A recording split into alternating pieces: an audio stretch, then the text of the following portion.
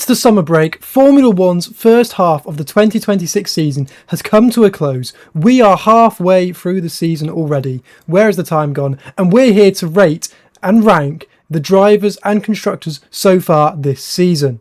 Going into these rankings, bear in mind I'm taking not only their performances, but the expectations I personally had for these teams and drivers, which does play a part in the rankings and ratings you'll see coming up. As always, comment how you think I've done, comment what you think how the teams have done so far this season, and like and subscribe. As always, it really does help the channel. Come over tonight, I'ma show you what it's like, I'ma make it right.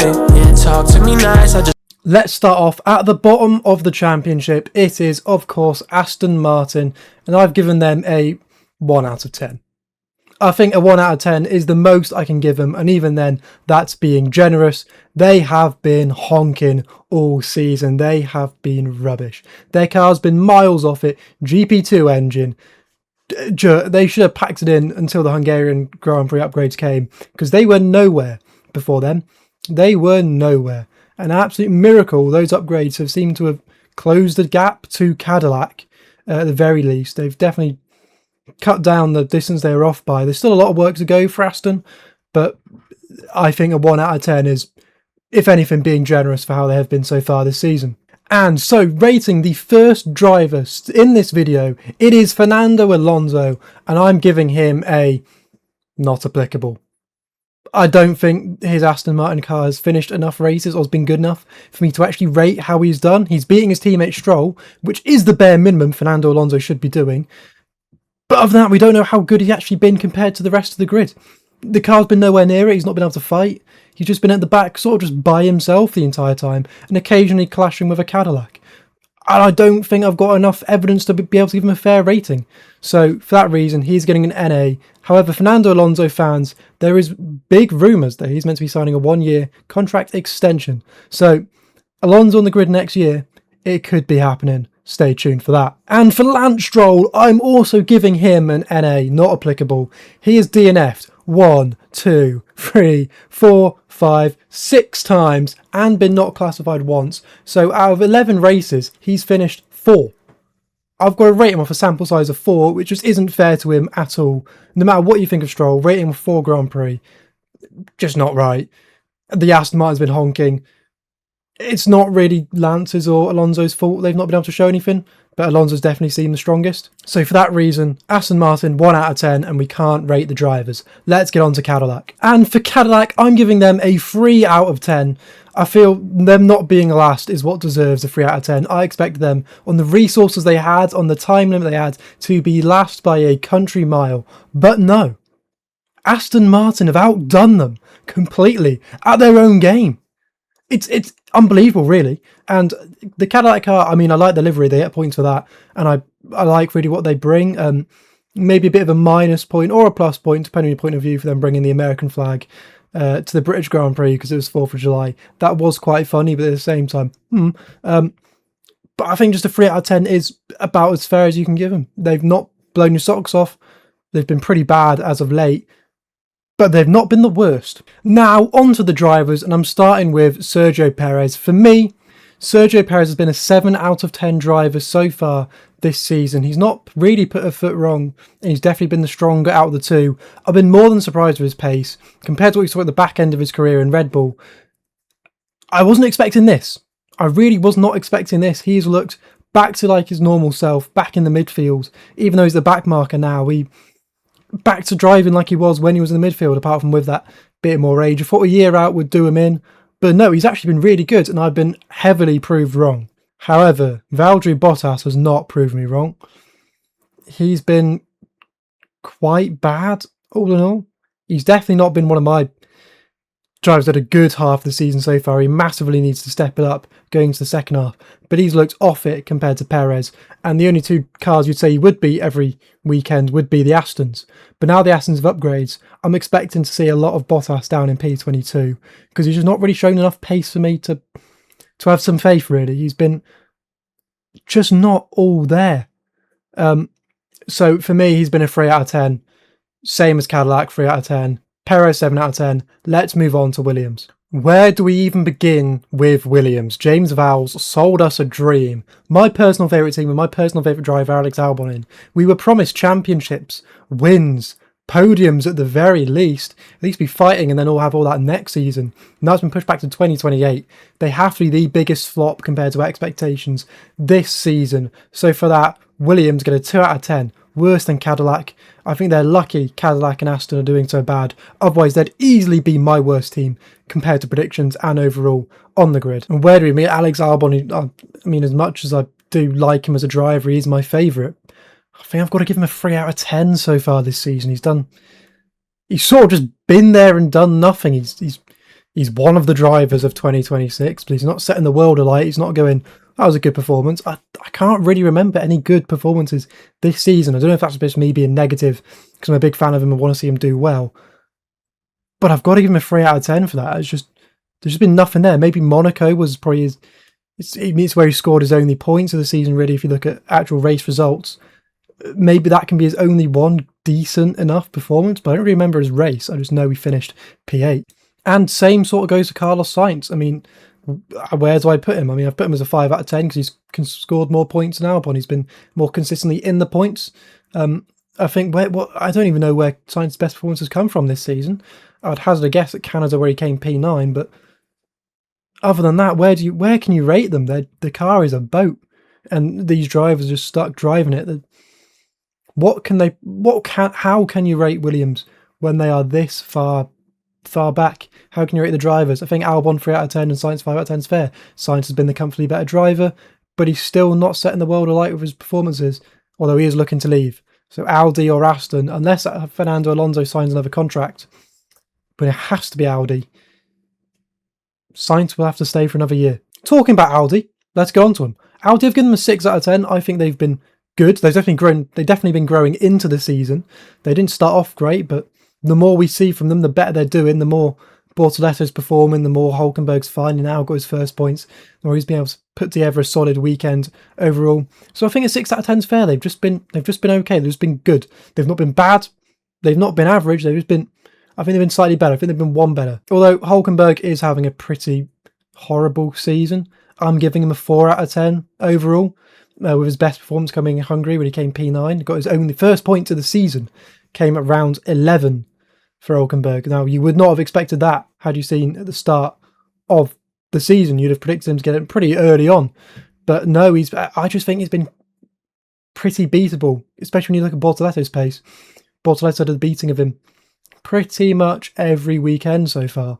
So a 4 out of 10 I think is fair. And Gabby Bortoletto is showing everyone this season how good he actually is. Although the Audi's not been the best, he's been pretty good. He's been beating Hulkenberg pretty much week in, week out. I'm giving him a 7 out of 10. The performance in Silverstone where he got P8, a big drive from Gabby.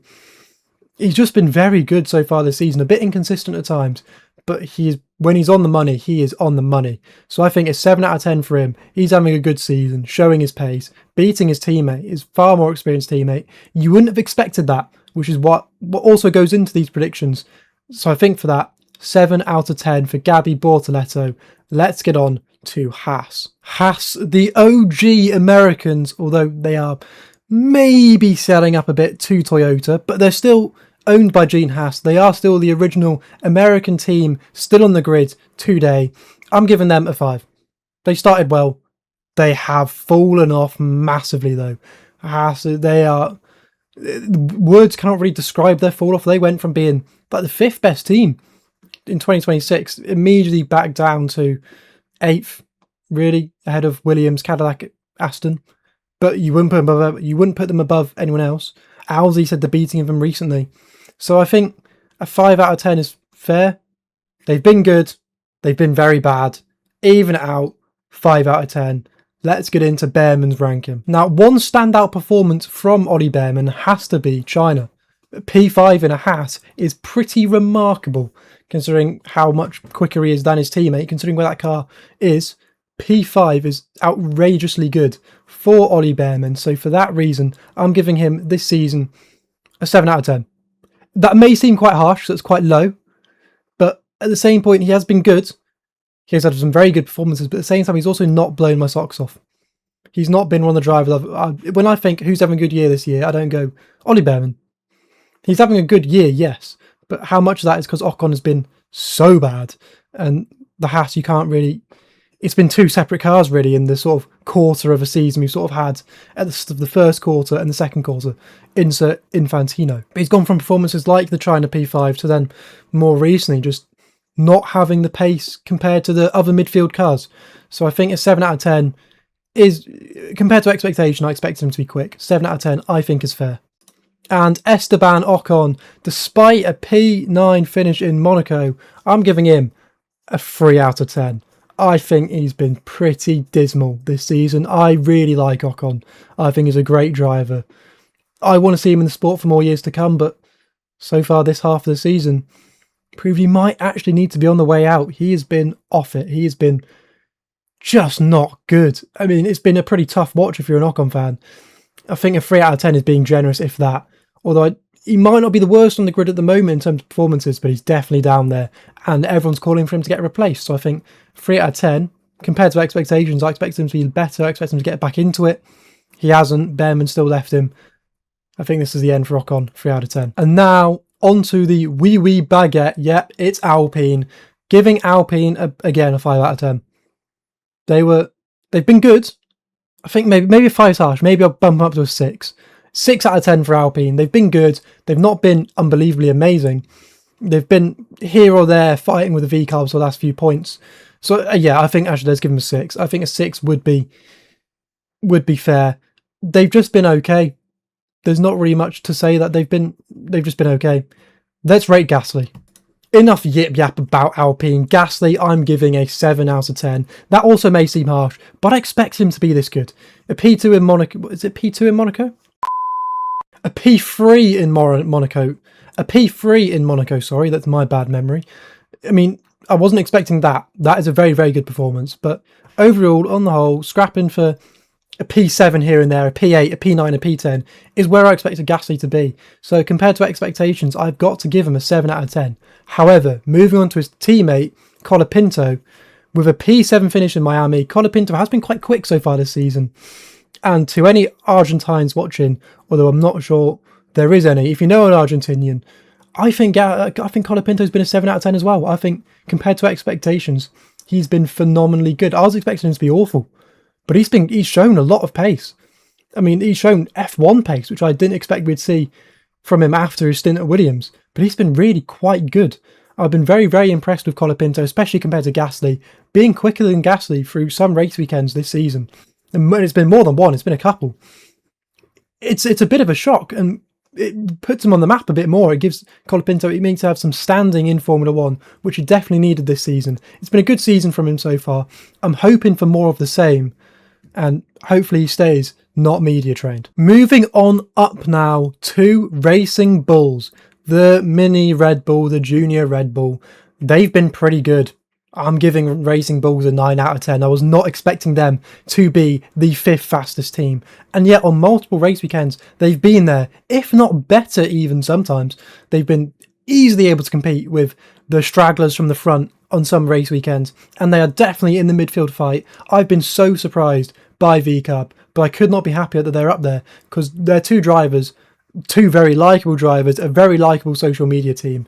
They are the sort of team you want to see up there getting points, getting good results, because it definitely does help their brand, help their image.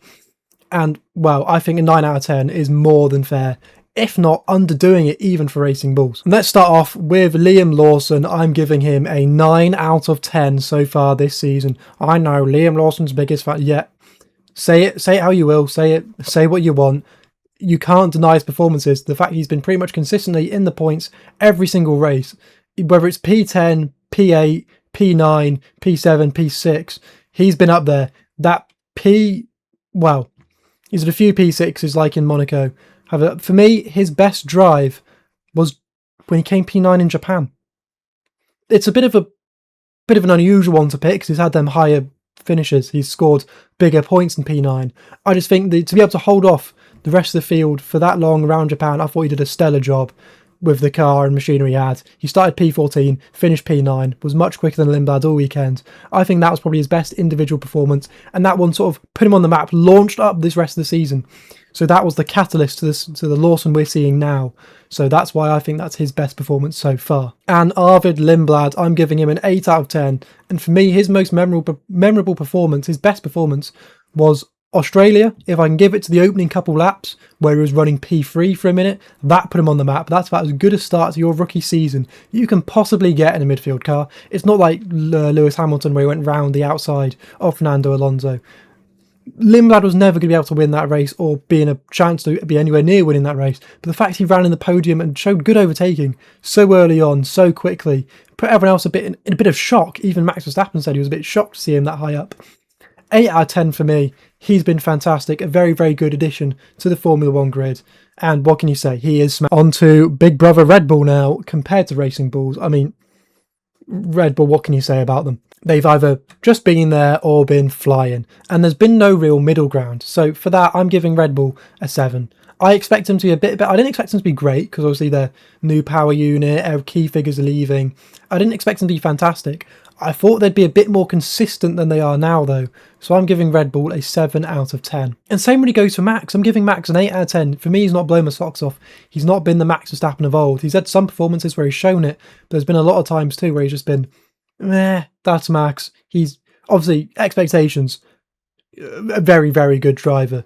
You expect the best from him, and I just don't think we've really seen that from him so far. I think we'll probably see it later on this season. I think he will get a win.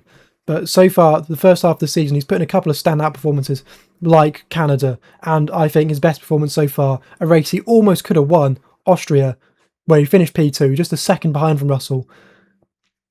I'm hoping we see Max Verstappen back to his fighting best at the second half of the season, because for me, he's only been an 8 out of 10 so far. And Hadjar, breaking the second seat curse, if there was one, there definitely was, but he's smashing it so far. I'm giving him a 7 out of 10.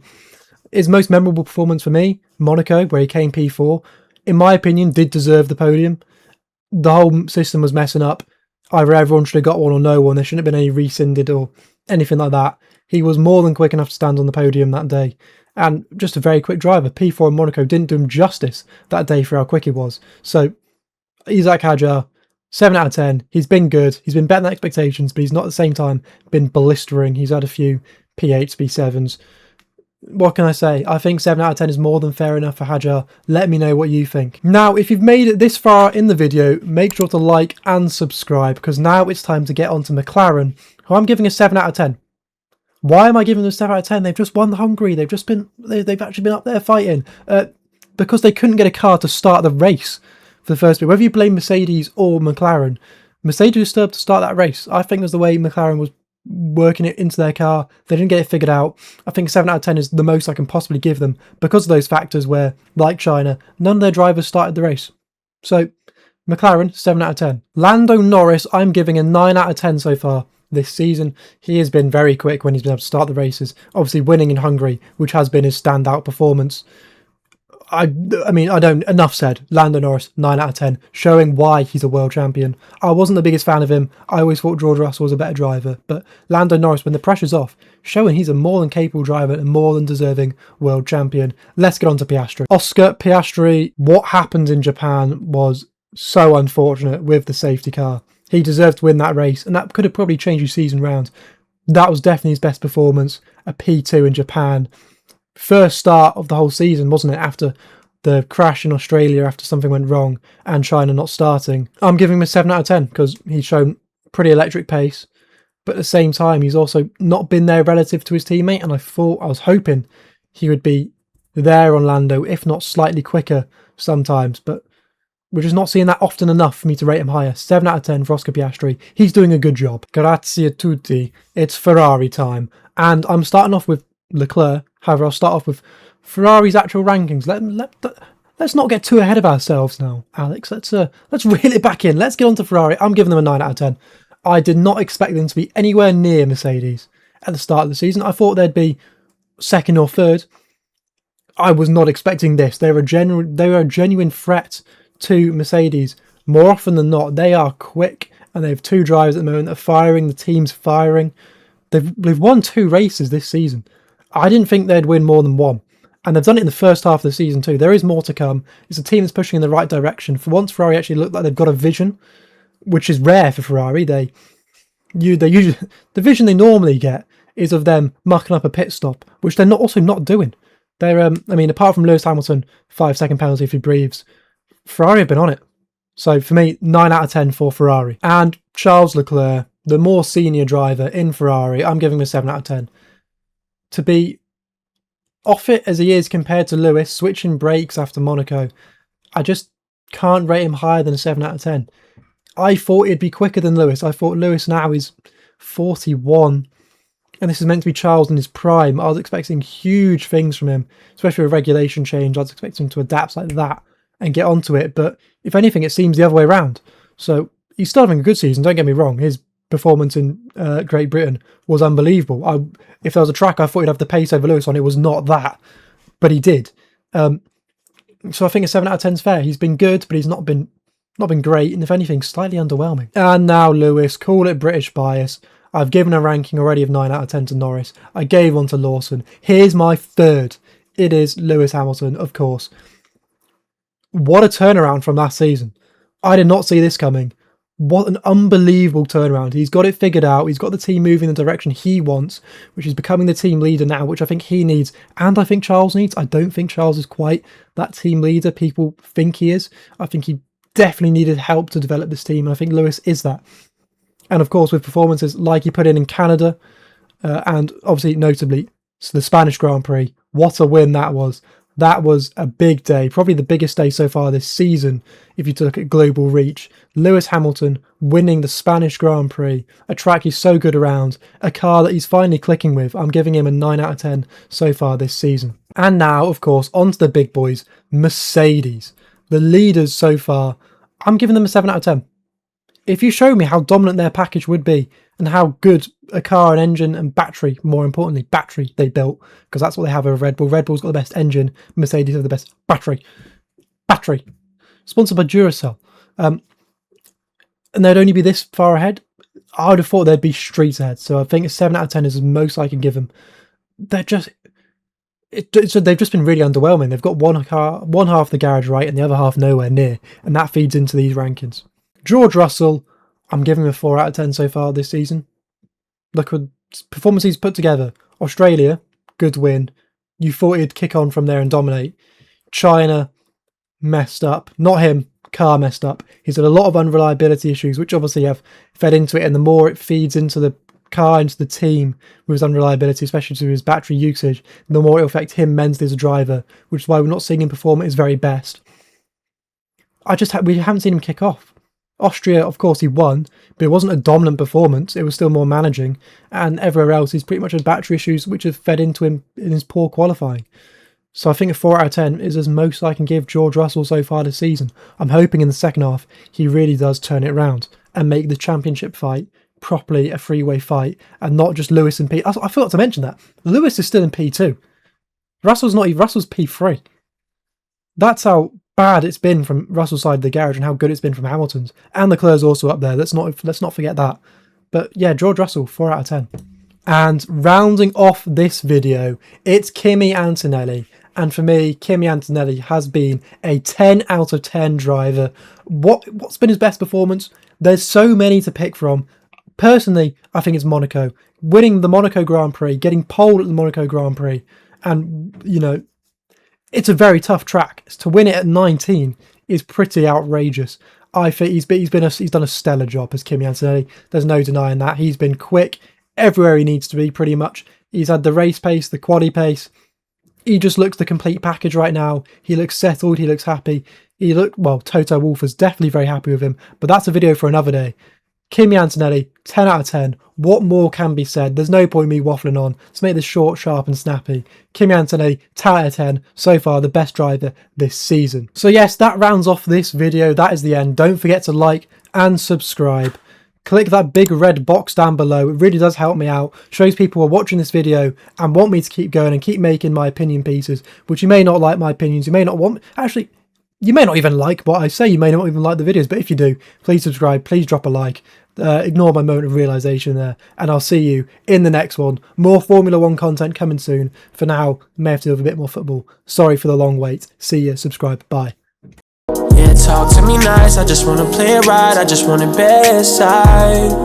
Baby, come over tonight, I'ma show you what it's like, I'ma make it right. Yeah, talk to me nice, I just wanna play it right, I just want it best side.